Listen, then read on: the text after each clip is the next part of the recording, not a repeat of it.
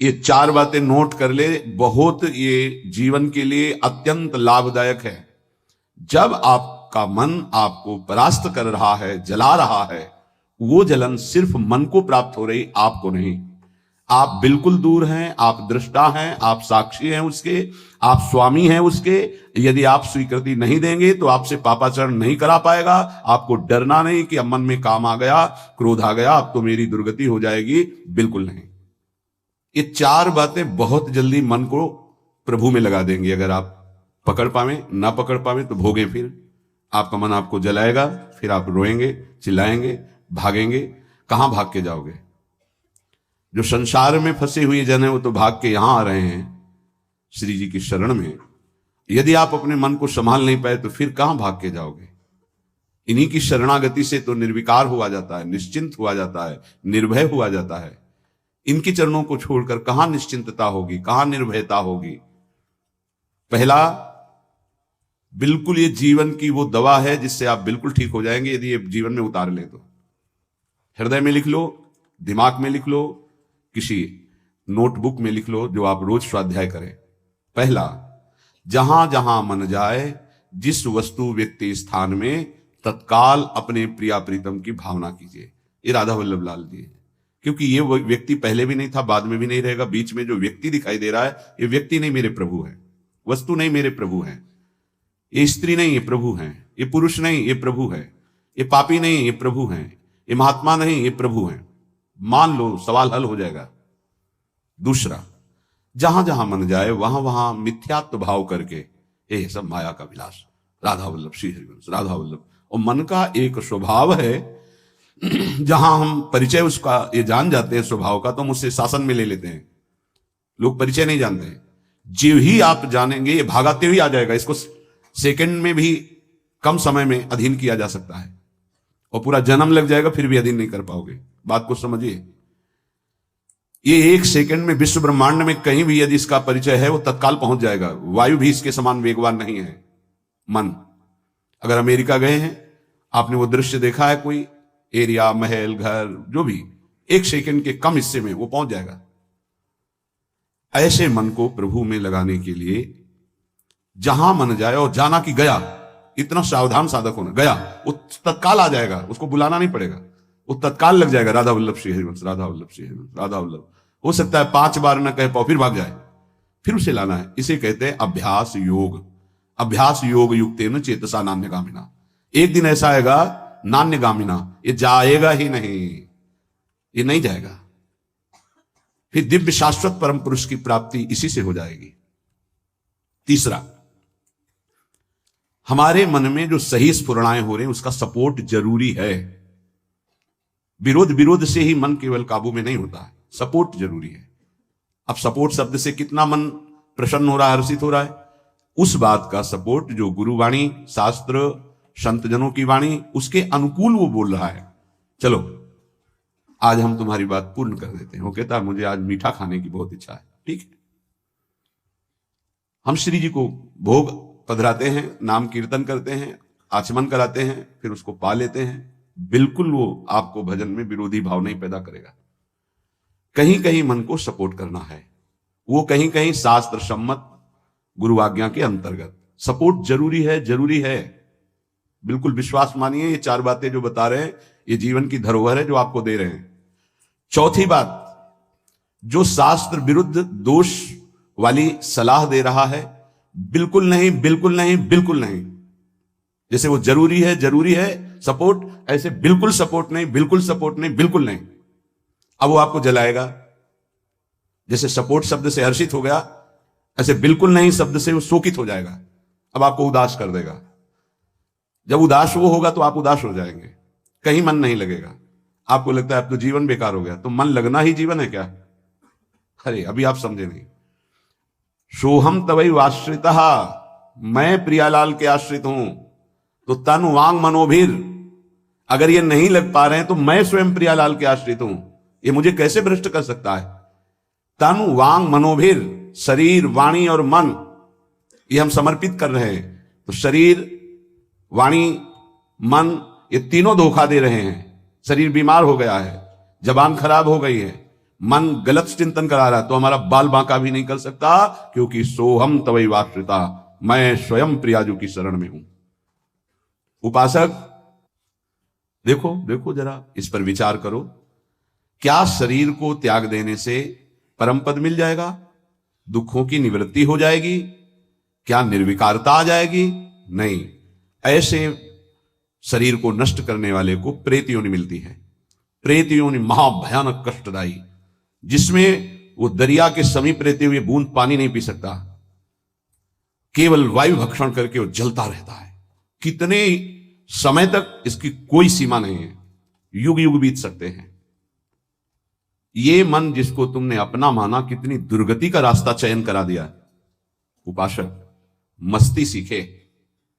अरे चाहे गृहस्थ हो या विरक्त हो, भगवत आश्रित मस्त रहना सीखो। सदा रहो अलमस्त, नाम की धुन में हो जा मत वाला। निरंतर नाम, क्या फर्क पड़ता है मन सही है या गलत, क्या फर्क पड़ता है? क्यों? क्योंकि मैं स्वयं प्रभु के आश्रित हूं, मैं सच्चिदानंद का सच्चिदानंद अंश हूं। ना मैं कभी दूषित था, न दूषित हूं, न दूषित रहूंगा, और ना सृष्टि में किसी की सामर्थ्य है कि मुझे दूषित कर सके। इंद्रियां दूषित हो सकती हैं, मन दूषित हो सकता है, क्रिया दूषित हो सकती है। अब हम प्रभु के बल से इन इंद्रिय, मन और शरीर के दोषों का नाश करूंगा, ना कि इनके अनुसार चलूंगा।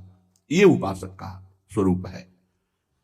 व्यथा इंद्रिय प्रमथन स्वभाव वाली, मनुष्य प्रमथन स्वभाव वाला, इनके मथित होने पर, मनमथ नाम है काम का, वो इनमें बैठ करके ऐसा प्रमथन करता है, ऐसी व्यथा उत्पन्न करता है कि साधक का तदात्म भाव होने के कारण वो असहनीय हो जाता है और वो गलत संकल्प और चेष्टा में उतर जाता है। इसी को सह गया सो महापुरुष। यम ही न व्यथयन्ते ते पुरुषम पुरुषर्षभ। हे पुरुषों में श्रेष्ठ अर्जुन, अर्थात वो पुरुषों में श्रेष्ठ पुरुष है जो प्राप्त व्यथा को सह जाता है। इंद्रिय मन के द्वारा विकारात्मक पीड़ा को बिना किसी से राग द्वेष किए चुपचाप सह गया, ये भगवान की विशेष कृपा उस पर। हमारा मन क्या बुद्धि के साथ सोचवाता है कि जब हमें जो काम सताया, लोभ मोह ममता जो भी, हमें वो तत्काल मिल गया और हम शांत हो गए तो सौभाग्य समझते हैं। दुर्भाग्य है उस उपासक का जो चाहे और उसको प्राप्त हो जाए, दुर्भाग्य है उसका। सौभाग्यशाली वो है जो चाहे और ना मिले और जलता हुआ सह गया, उसे वो चीज मिलेगी जो त्रिभुवन में किसी को किसी साधना से नहीं मिलती। यम ही न व्यथयन्ते ते पुरुषम पुरुषर्षभ सम दुखा सुखाधीरम स्वमृतत्वाय कल्पते। वो अमृत पद का अधिकारी हो गया, वो अमर हो गया, अविनाशी हो गया, वो अविनाशी पद में आरूढ़ हो गया जो इस व्यथा को सह गया। व्यथा को सहने वाला वही होता है जो व्यथा का दृष्टा बनता है, भोगता नहीं। तुम दृष्टा हो, बात समझिए। आपने देखा आपका मन गलत चाह कर रहा है, ये आपने देखा, आप में नहीं है, मन में है। पर कहने को होता है कि मेरे मन में दोष आ गया, लेकिन मेरे मन में नहीं, वो मेरे में आ गया, मैंने स्वीकार कर लिया। यही दुर्दशा है माया के द्वारा की गई। इसी का नाम जड़ चेतन ग्रंथि है। यही चिज्जड़ ग्रंथि है जिसका नाश करते हैं वेदांत के द्वारा, भक्ति के द्वारा, योग के द्वारा, कर्म योग के द्वारा, सत्संग के द्वारा, शास्त्र स्वाध्याय के द्वारा। आपको विविध शास्त्रों का सार 5 मिनट में मिल गया, जो जीवन भर प्रयोग किया गया शास्त्र स्वाध्याय करके संतों की कृपा से, वो 5 मिनट में मिल गया। अगर इसे स्वीकार कर ले तो बहुत जल्दी आप महात्मा बन जाएंगे, चाहे गृहस्थ में हो या विरक्त में। महात्मा का संबोधन स्थिति से है, बाहरी किसी पद पदवी से नहीं। स्थिति होती है, उसे महात्मा कहते हैं। महात्मा शब्द भगवान के आगे भी लगता है, महात्मा श्री कृष्ण, ऐसा कई बार महाभारत में संबोधन हुआ। महापुरुष भगवान को कहते हैं, वंदे महापुरुष ते चरणारविंदम। जो भगवान में तन्मय हो गया वो महात्मा, जो भगवान में भगवत भाव को प्राप्त कर लिया वो महापुरुष, अर्थात भगवान और भगवान के जनों में अभेद स्थिति हो जाती है। अगर ये आज जो चर्चा हो रही इसको आप अपने जीवन में नहीं धारण कर पा रहे तो दुर्भाग्य है, जलोगे, रोगे, परेशान कर देगा तुम्हें मन। इसको बहुत बार सुनना। एक एक शब्द ये अमृत है, ये जीवन का सार हम आपको बता रहे हैं। मन से लड़ने की ये युक्तियां हैं जिससे साधु अपने मन को भगवान में लगाकर शांत करता है। जब हमारा मन भगवन्मय होने लगता है तो उसमें भाव का प्रादुर्भाव हो जाता है। फिर ये जो अभाव है, इसी से कामनाएं प्रकट होती हैं। शब्द को पकड़ना, मन में सुख का अभाव ही भोगों की कामना पैदा करता है। मन में भगवत भाव ही निर्विकारता की स्थिति प्रदान करता है। जब आप इन 4 सूत्रों का प्रयोग करके मन को भाव में ले आएंगे तो यही मन जो आपको रुलाता है यही नचा देगा। पायो जी पायो मैंने राम रतन धन पायो, नाच पड़ोगे कि वस्तु अमोलक दी मेरे सतगुरु, निष्दिन बढ़त सवायो, रात दिन आनंद बढ़ रहा है, सदगुरु ने निहाल कर दिया। किसी को ऐसा लगता हो कि हाथ रखने से ये विकार नष्ट हो जाते हैं, आज तक हमने कहीं शास्त्र में नहीं पाया ऐसा, कई संतों से ऐसा नहीं पाया। सबने उपदेश देकर के, कृपा शक्ति देकर के साधन में लगाया और उसको परिपक्व किया, उपासक को बलवान बनाया। अगर ये आशीर्वाद से होता तो उपदेश ना देकर सबके हाथ माथे पे रख देते, भगवान सबका मंगल करें, सब निर्विकार हो जाएं। कभी ऐसा नहीं हुआ है, ना ऐसा हो सकता है। हम जब संतों के वचन पर श्रद्धा करते हैं और उसको स्वीकार करके आचरण में लाते हैं तो वही आशीर्वाद हो गया कि हमारा पुरुषार्थ सार्थक हो गया। हमारा प्रयत्न गुरुदेव के वचनों के अनुसार, प्रयत्न की शक्ति गुरु कृपा, तो आगे जो भक्ति का रंग वो गुरु कृपा, मोक्ष जो वो गुरु कृपा, भगवत साक्षात्कार गुरु कृपा, पर उसमें हमारी पूरी शक्ति उनकी आज्ञा पालन में लगी है। इसीलिए प्रधान कृपा हमारी हुई। हम प्रधान कृपा अपने ऊपर नहीं करते, और तो सहायक कृपा सब है। भगवान की कृपा, मानव देह मिला, सत्संग मिल रहा है। गुरु की कृपा, स्वीकार किया, मंत्र दिया, नाम दिया, उपदेश कर रहे हैं। शास्त्र कृपा, हमें सुलभ मार्ग, भगवत मार्ग, उससे नाना प्रकार के बचाव पक्ष की बातें, उसमें आसक्त होने की बातें दोनों बताई गई। परमार्थ में कैसे आसक्त हुआ जाता है, परमार्थ में कैसे बचा जाता है, शास्त्र कृपा भी है। अपनी कृपा हम नहीं कर पा रहे। अपनी कृपा, अब हमको इस संसार समुद्र से मुक्त होना है, डूबना नहीं, इसमें पार जाना है। अब मुझे वही करना है जो मेरे गुरुदेव कहते हैं, शास्त्र कहता है। अब इसके विपरीत नहीं, ये अपने ऊपर कृपा हो गई। कोई बिरला समझ पाता है गुरु कृपा को। हमारी सदैव दृष्टि पार्थिव रही है, व्यवहारिक रही है, लौकिकी दृष्टि रही है। इसीलिए हम गुरु की बात में भी लौकिकी, व्यवहार की, स्वार्थपना देखते हैं। नहीं नहीं, ये केवल आपके लिए है। आपको दुलार करना या डांटना, आपको अपना मानना, अधिक प्यार दिखाना, आपके मन को चुराकर प्रभु में लगाना है। उस मन को ऐसे आसक्त किया जाता है, भय दिखाकर, प्रलोभन दिखाकर, दुलार करके, कि आपका मन श्री जी के चरणों में ऐसे समर्पित हो जाए कि आप निहाल हो जाएं, आप सुखी हो जाएं। अंदर की बात यही होती है। कभी सैकड़ों बार देख करके, मिल करके आपको दुलार करना, कभी वर्षों आपकी तरफ बिल्कुल न देखना, न संभाषण करना। क्या समझते हो आप? पहले आपको प्यार करते थे, अब नहीं करते। पहले आपको प्यार का व्यवहार दिखाई देता था, अब तुम्हारे ऊपर वास्तविक प्यार की वर्षा हो रही है, जो ना देखकर, ना बोलकर भी अंदर से चिंतन करते हुए तुम्हारी चित्त वृत्ति को भगवदाकार किया जा रहा है। कहीं तुम पांच भौतिक शरीर में आसक्त ना हो जाओ। अगर पांच भौतिक शरीर में आसक्त हो गए गुरु के, तो शरीर छूटने के बाद तुम्हारे मन में आएगा अब मैं अनाथ हो गया। नहीं, तुम ऐसे बलवान बनो, ऐसे गुरु आसक्त बनो कि तुम्हारे अविनाशी गुरुदेव का परिचय तुम्हें प्राप्त हो जाए। मेरे गुरुदेव प्रियाजू की नित्य सहचरी हैं, वो कैसे मर सकते हैं? वो हमारे भाव में हैं, वो हमारे संग हैं, हमारे आसपास हैं, वो जागृत में हैं, वो स्वप्न में हैं, वो सुषुप्त में हैं। मैं कभी अपने गुरुदेव से एक पल भी अलग नहीं होता। ये स्वरूप है। अध्यात्म को समझिए। कुछ व्यवहारिक साधक ऐसे हैं जो व्यवहार में राग द्वेष करते हैं।